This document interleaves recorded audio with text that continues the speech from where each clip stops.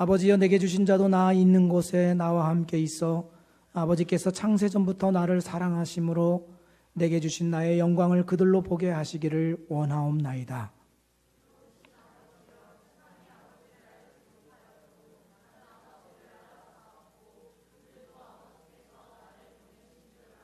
같이 내가 아버지의 이름을 그들에게 알게 하였고 또 알게 하리니 이는 나를 사랑하신 사랑이 그들 안에 있고 나도 그들 안에 있게 하려 함이니이다.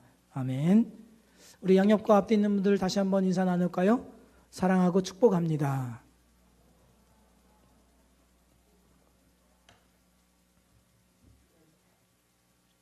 사랑은 동사라는 책에 죽음 직전까지 갔던 한 음주 운전자에 대한 이야기가 실려 있습니다. 이 사람은 음주 운전을 해서 교통사고를 냈습니다. 그래서 죽음 문턱까지 이르게 되었죠. 사고 나는 그 순간을 기억하는데 어느덧 순간 정신을 잃고 맙니다. 그러나 그때 어떤 빛되신 분이 나타나셔서 그에게 묻습니다.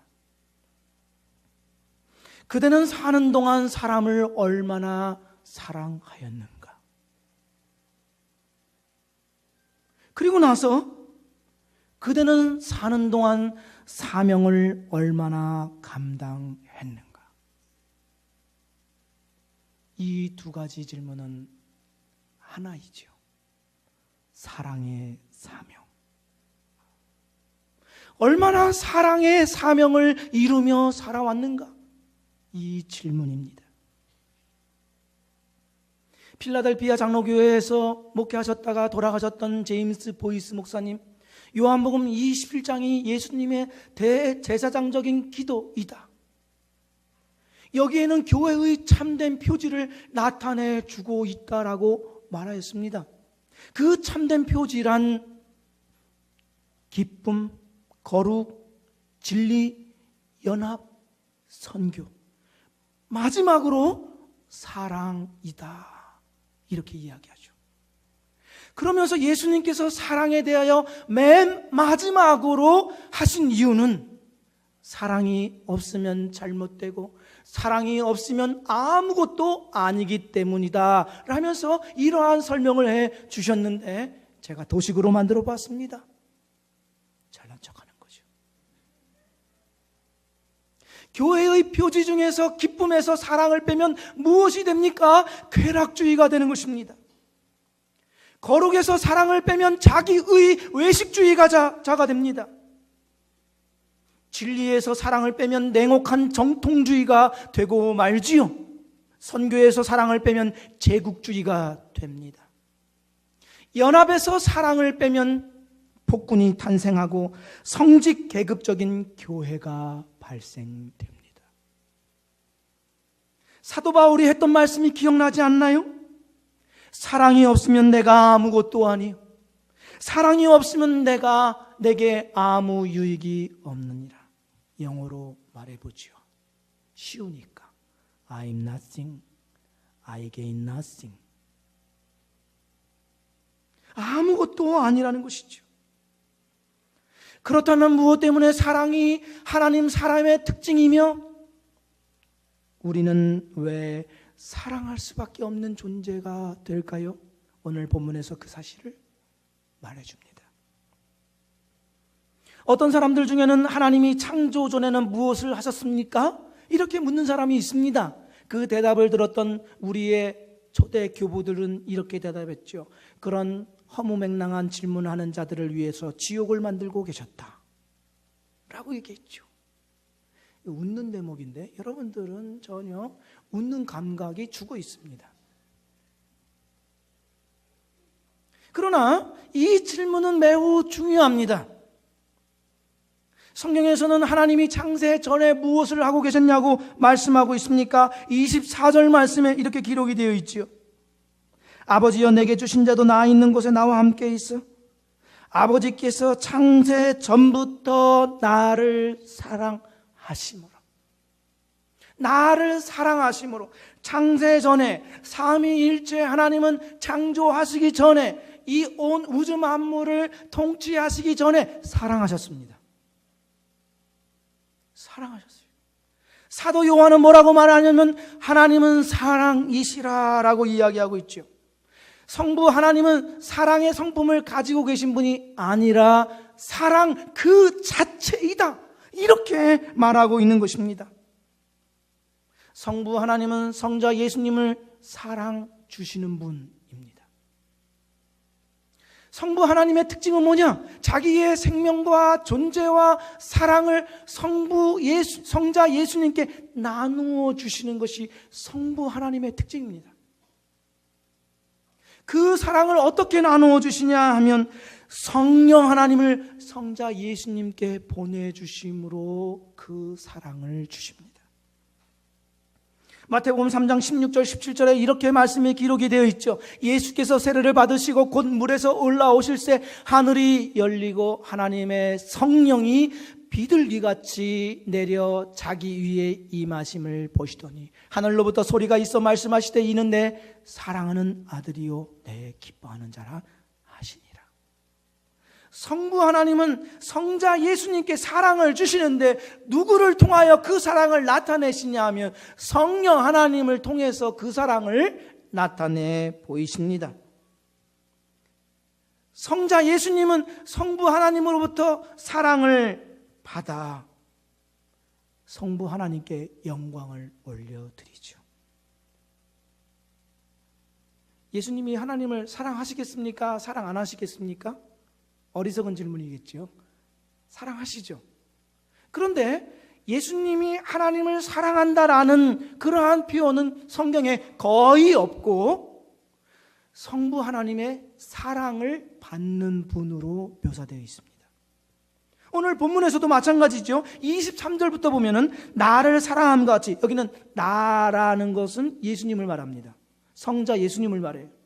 23절에 나를 사랑함과 같이, 24절에 나를 사랑하심으로, 26절에 나를 사랑하신 사랑, 이렇게 표현되어 있습니다. 성부는 누구냐? 사랑을 주시는 분이십니다.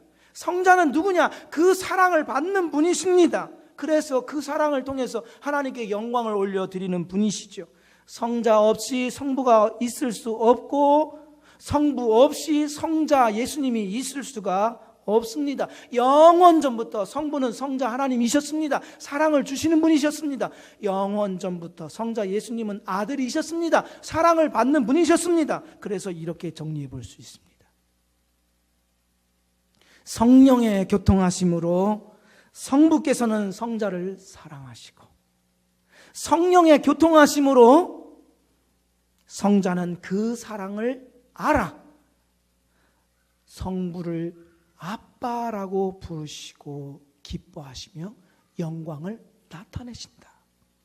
우리가 믿는 삼위일체 하나님이십니다. 예를 하나 들어보죠. 프랑스의 사상가 몽테뉴라는 분이 있습니다. 이름은 들어봤죠? 모르더라도 이름은 들어봤을 거 아니에요. 그죠? 이름조차도 상식이라고는 전혀. 이 프랑스 사상가 몽테뉴가 이런 말을 했지요. 선물을 받는 자는 선물을 주는 자에게 선을 행하는 것이다, 이렇게 말합니다. 왜냐하면 선물을 받지 않으면 주는 자로 하여금 주는 기쁨을 얻지 못하게 하니까 받음으로써 주는 기쁨을 되돌려준다. 그래서 선을 행하는 것이다, 이렇게 말합니다. 달리 말씀드리자면 성자 예수님은 하나님이 주시는, 성부 하나님이 주시는 그 사랑을 받음으로써 하나님의 하나님 되심을 드러내는 거예요. 그래서 삼위일체 하나님은 완전한 하나를 이루어 살고 계신 것이죠. 이렇게 삼위 하나님은 항상 계시면서 항상 완전한 조화 속에 기쁨과 사랑과 만족이 충만합니다. 이것을 강조하는 이유가 있습니다. 철학자 플라톤은 사랑이라는 말의 정의를 갖고 싶은 것, 가져야 할 것에 대한 지킴, 궁극적으로는 결핍에 관한 갈망이다, 이렇게 얘기했습니다. 사랑을 결핍에 대한 갈망이라고 정의를 했습니다. 그러면 어떻게 됩니까?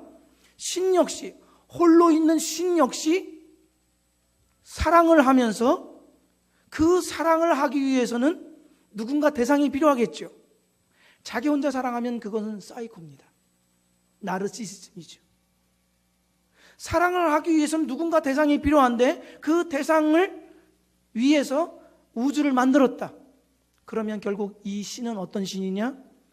피조물을 의존하는 신이 됩니다. 이것은 성경에서 말하는 하나님이 아니죠.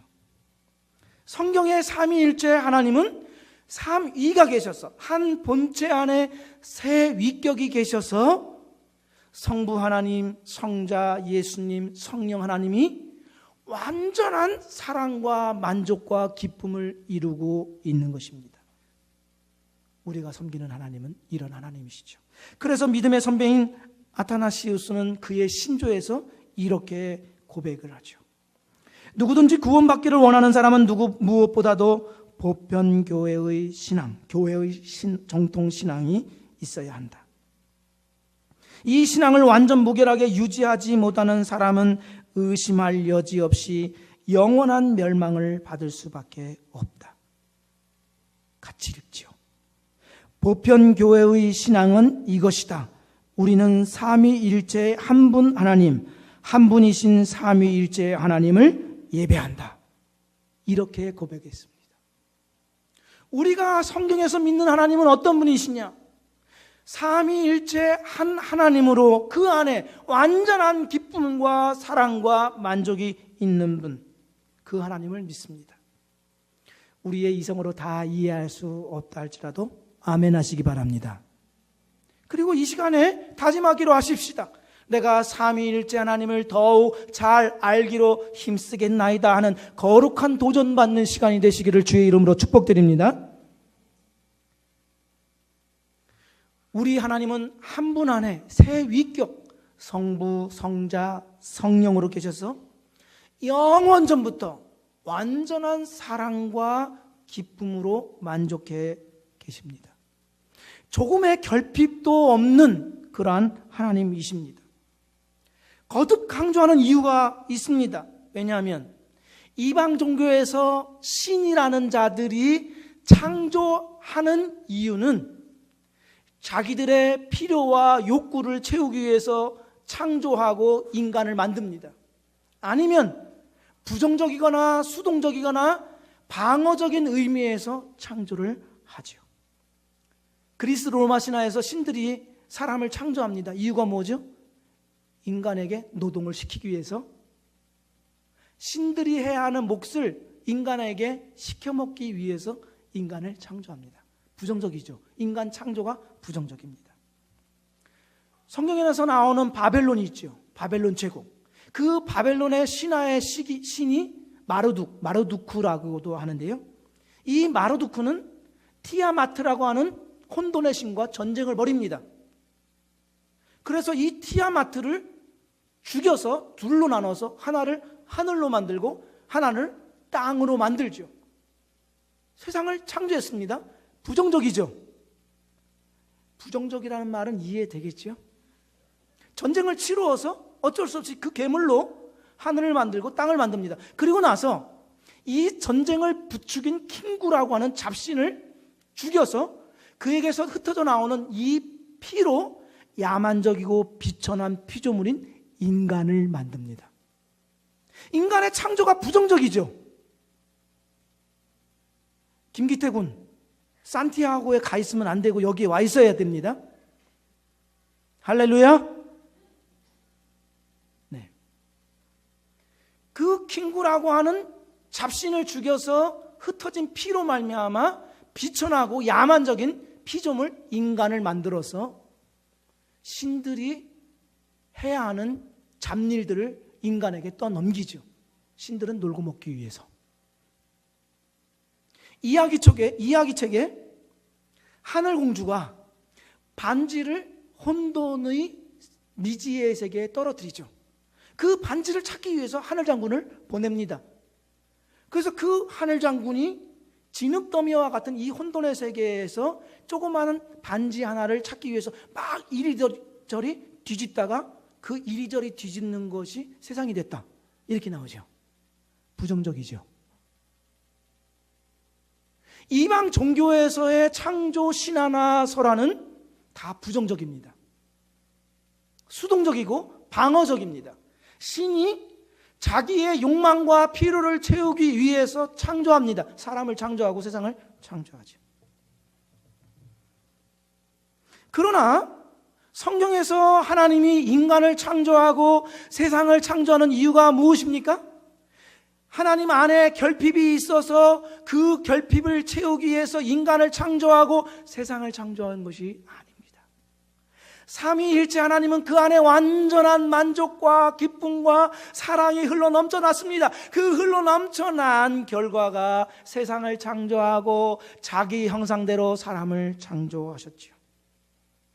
성부 하나님은 주시는 분이십니다. 취하여 갖는 분이 아니라 자기 생명과 존재와 만족을 자기 밖에 있는 자기 형상의 사람에게까지도 채워주길 원해서 사람을 창조하셨다, 이렇게 말씀하십니다. 그리고 나서 이렇게 말씀하시죠. 하나님이 지으신 모든 것을 보시니 보시기에 심히 좋았더라. So good. 아시나요? So very good. 아시나요? 우리가 그렇게 존재한 것입니다. 우리가. 하나님의 창조의 계획과 목적의 분위기는 다릅니다. 어떠한 창조 신화나 설화와는 다르지요. 오늘 본문에도 그 사실을 말해주고 있습니다. 24절 말씀을 보십시오. 아버지여 내게 주신 자도 나 있는 곳에 나와 함께 있어 아버지께서 창세전부터 나를 사랑하심으로 내게 주신 나의 영광을 그들로 보게 하시기를 원하옵나이다. 여기에 하나님께서 왜 사람을 자기 형상대로 창조하셨는지에 관한 그 목적을 엿볼 수가 있습니다. 성자 예수님이 성부 하나님으로부터 받는 그 사랑을 사람도 받게 하기 위해서 예수님이 거하시는 그 영광 가운데 우리도 있게 하시기 위하여, 다른 말로 하자면 예수님 같이 되게 하시기 위하여 사람을 창조하셨다 말씀하십니다. 그래서 예수님을 맏아들로 삼으시고 우리를 뒤에 차남 차녀로 만드셨다. 이것이 하나님의 창조 목적입니다. 로마서 8장 29절부터 30절 말씀을 메시지 성경으로 한번 보십시오. 하나님은 처음부터 자신이 하실 일을 분명히 아셨습니다. 처음부터 하나님은 그분을 사랑하시는 사람들의 삶을, 그분 아들의 삶을 본떠 빚으시려고 결정해 두셨습니다. 그분의 아들은 그분께서 회복시키신 인류의 맨 앞줄에 서 계십니다. 그분을 바라볼 때, 예수님을 바라볼 때 우리는 우리 삶이 본래 어떤 모습이었어야 하는지 깨닫게 됩니다. 예수님처럼 되는 것이 창조의 계획과 목적이었다는 것이죠. 성부께서는 성자와 교제하시는 것이 너무 기뻐하셨습니다. 즐거움이 있으셨습니다. 그래서 이 선함이 널리 퍼지되 자기 형상 닮은 우리에게 공유되고 하나님의 사랑의 공동체 안에 편입되기를 원하셨습니다. 예수님의 기도는 바로 하나님의 이러한 사랑이 우리 안에 있다는 것을 말해주고 있는 것이죠. 이방의 종교처럼 그 창조가 부정적이거나 어쩔 수 없이 만들어진 존재가 아닙니다. 세상은 이 사실을 알지 못하지요. 그러나 우리는 우리 안에 하나님의 사랑이 있음을 알게 되었습니다. 예수님의 기도가 그것입니다. 알게 하기 위함이다 라고 말씀하고 있지요. 그럼에도 불구하고 우리는 마치 이방 종교의 창조 신화나 설화에 의해서 부정적으로 이 땅에 존재하는 자처럼 살아갑니다. 신자임에도, 하나님의 사람임에도 무엇을 보면 알 수 있냐고요? 여러분의 표정과 인상을 보면 알 수 있죠. 더럽습니다.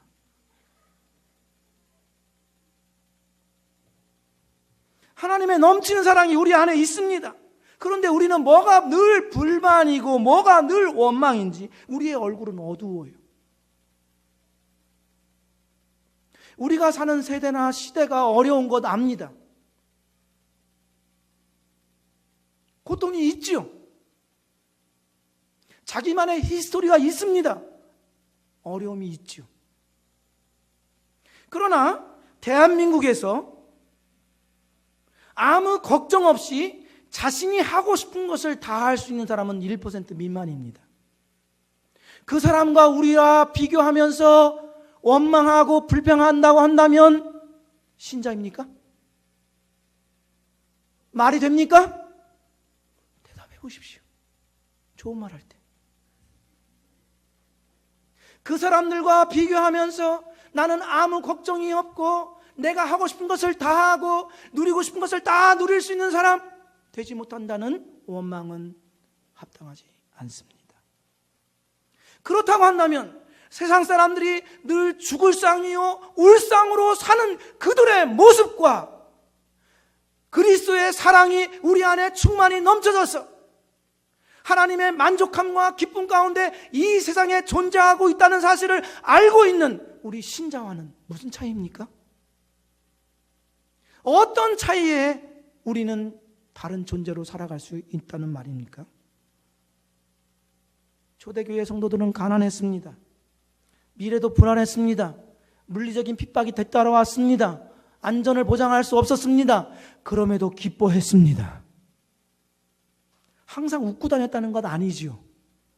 그건 정신 나간 거죠. 그러나 그 가운데 무엇인가 다른 존재의 임을 알았다. 이렇게 얘기합니다.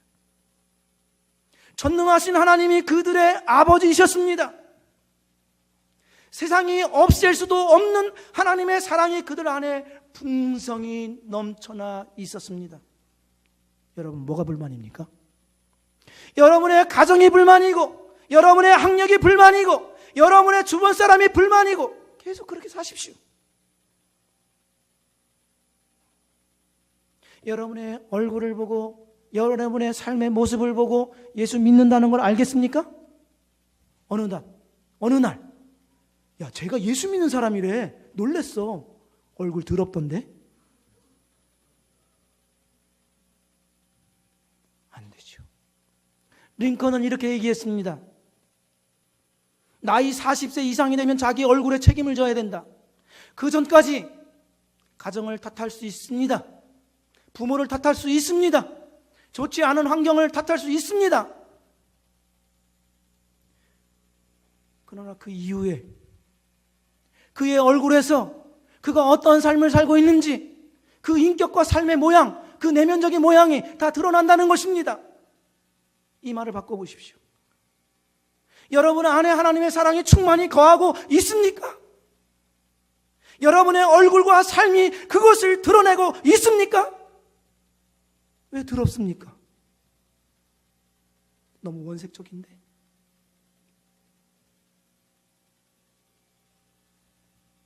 하나님의 전능하심과 그 사랑을 알지 못한다면 비관할 수 있습니다. 실패했다고 넘어지고 우울할 수 있습니다. 절망할 수 있습니다. 그러나 그리스도의 사랑이 우리 가운데 부어진 바가 되었다 한다면 우리는 얼마든지 새로 시작할 수 있을 줄로 믿습니다. 실패해도 일어날 수 있습니다. 도전할 수 있습니다. 환경과 세대와 세상이 우리를 제압할 수 없습니다.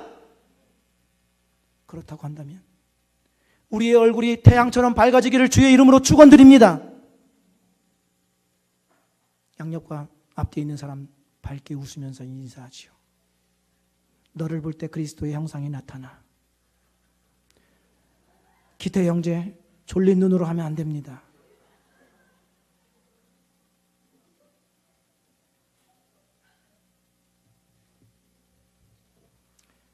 하나님의 창조 계획과 목적은 하나님이 가지신 그 놀라운 사랑과 기쁨을 우리로 하여금 누리게 하는 겁니다. 이거는 어디서도 찾아볼 수 없는 하나님의 놀라운 축복이에요. 하나님의 생명과 사랑과 기쁨을 누리는 것, 우리밖에 없습니다.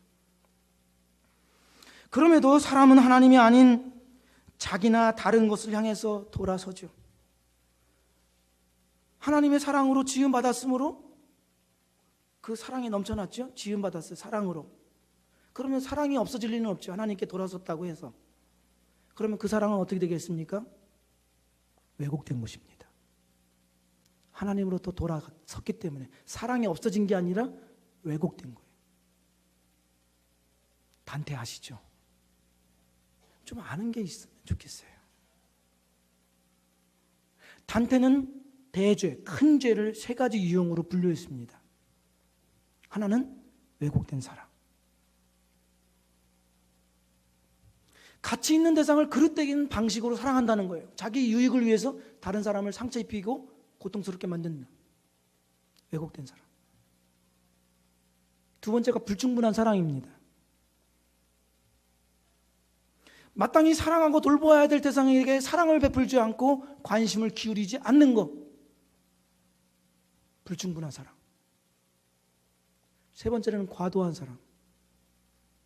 합당한 대상을 사랑하는데 너무 넘치게 사랑해서 마땅히 사랑해야 할 어떤 존재에게 사랑을 드리지 못하는 과도한 사랑.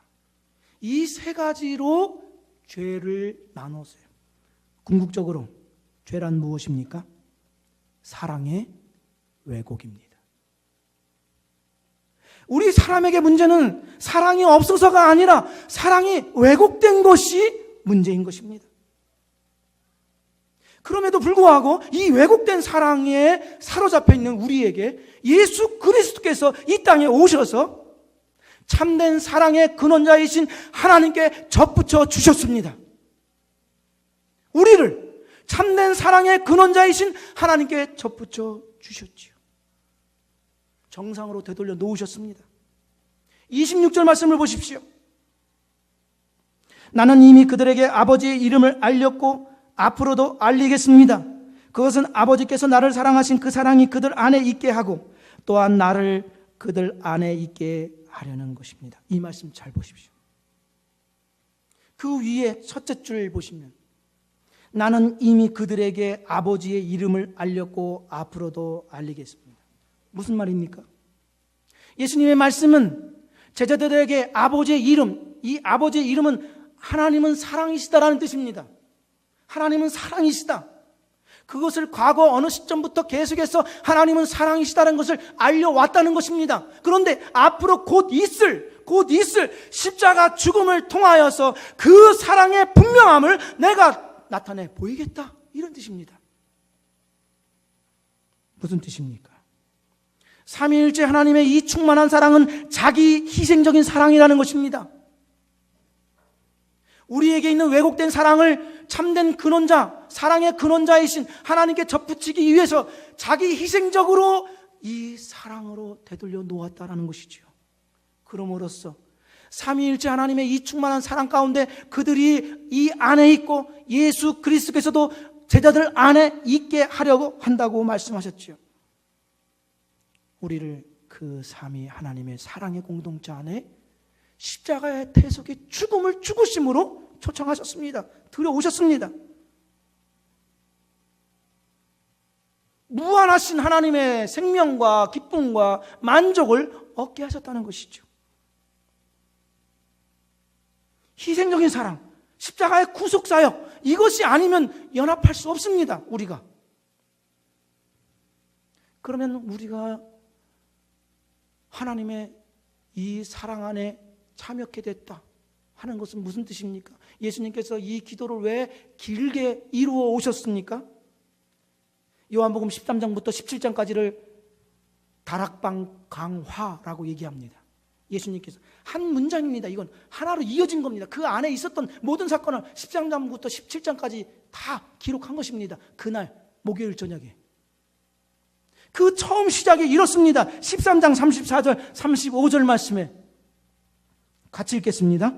새 계명을 너희에게 주노니 서로 사랑하라. 내가 너희를 사랑한 것 같이 너희도 서로 사랑하라. 너희가 서로 사랑하면 이로써 모든 사람이 너희가 내 제자인 줄 알리라. 세상의 어떠한 그룹이나 사람에게서 이 위대한 사랑, 삼위일체 하나님의 공동체 안에 들어온 이 사랑을 발견할 수 없다. 너희들에게만 있다.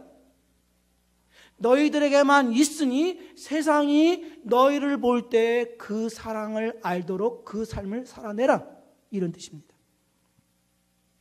그것이 우리 신자의 삶이요, 신학이요, 정체성입니다. 하나님과의 사랑이 다른 사람과의 사랑으로 이어지는 것입니다. God I가 I others로. 그럼에도 불구하고 어느 교회나 사랑이 없다고 원성입니다. 사랑 없죠. 사랑이 없다고 원성입니다. 이유가 뭐겠습니까? 헌금이 적어서입니까? 활동이 없어서입니까? 조직이 없어서입니까? 건물이 없어서입니까? 사랑이 없기 때문에, 희생적인 자기 사랑이 없기 때문에 사랑이 없다, 이렇게 얘기하는 것이죠. 우리가 하나님 사랑을 신실하다고 이야기하죠. 그 신실하다는 말에는 무엇이 들어있는 줄 아십니까? 고통하다, 인내하다, 고통을 감내하는 사랑입니다. 그게 신실한 사랑이죠. 우리의 어처구니 없는 모습을 길이 참아내고 용납하십니다. 고통하는 사랑. 그러면 우리는 어떻습니까? 교회를 나오지 않은 지가 2년이 됐는데 며칠 전에 그 사람 안 보이네요. 뭐가 문제가 있어도 단단히 문제 있는 거 아닙니까? 문둥병 걸린 겁니다. 아픔을 느끼지 못하는 것이죠. 다른 사람을 위하고 섬기는 일에 아무리 등 떠밀고 그래도 천근만근 몸이 움직이질 않아요. 만세반석 같아요. 만세반석. 자기의 유익을 위하면서 발 빠릅니다. 어거스틴은 죄인이란 자기에게로 굽은 자, 자기에게로 굽은 자, 그런 사람은 악마와 같은 자다, 이렇게 얘기했습니다. 여러분 자신에게 굽어 있습니까? 하나님께 굽어 있습니까? 말해보세요. 우리는 누구에게 굽어 있습니까? 우리의 공동체는 사랑이 있다고 말할 수 있습니까? God I가 I others, 하나님에게서 내게서 이웃에게로 향하고 있다고 말할 수 있습니까? 여러분의 관심사는 뭡니까? 오락? 성공? 돈? 이성? 뭡니까? 아니, 여러분의 정체성은 뭡니까? 여러분의 신학은 무엇입니까? 모든 관심을 나에게 쏟으라고, 나를 봐달라고 예수께서 십자가에서 죽으신 것이 아닙니다. 그러면 이렇게 얘기하죠. 아니, 누가 구해달라고 했어요? 왜 구해줘 놓고 이거 해라 저거 해라, 왜 사람 귀찮게 해요? 신자 미달입니다. 미달. 이 시간에 결심하십시오. 우리 공동체에서 어느 누구도 홀로 고통스럽게 내버려 두지 않겠다고 결심하십시오. 조금만 수틀리면 내가 나가버리겠다, 그런 마음 접어버리고 지워버리겠다고 결심하십시오. 한 목사님의 설교 노트에 이런 글이 있어 메일로 보내주셨어요. 고립의 고독은 지옥의 넘버원 킬러, 제1의 살인자입니다. 사랑의 교제는 천국의 넘버원 힐러, 제1의 치료자입니다. 고립의 고독은 죽이지만 사랑의 교제는 살립니다. 고립의 고독은 병들게 하지만 사랑의 교제는 병을 고쳐줍니다. 우리 공동체가, 우리가 넘버원 힐러, 사랑의 교제로 세상에 소망을 주고 우리는 더욱더 하나님 사람다워지는 그러한 공동체가 될 수 있기를 주의 이름으로 축복드립니다. 기도하겠습니다.